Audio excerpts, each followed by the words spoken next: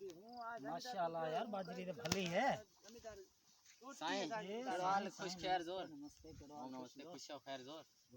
मन गन बढ़िया कुल काट ये साईं साईं जोर खुश साईं कड़ा मन दो भाई कुल काट माशाल्लाह लगी है बाजरी कितनी बनी है वाली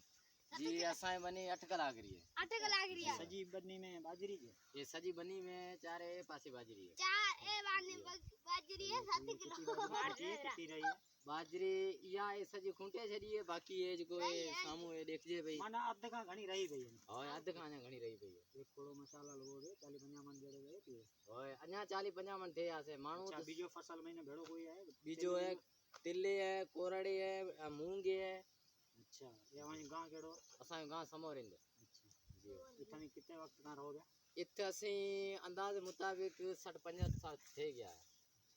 जी ये बनी वही आपरी ना असा आपरी को है अच्छा आओ बनी इत्तिलान जी ये रिंदा वाली है आओ ये मजदूर है वहां जियो है ये असा हाली है आन ये असा मजदूर है सोडो जी जिको उमरकोट शहर का आयो है उमरकोट शहर जायो बचूर बस में चढ़ी आयो है सुठो सुठो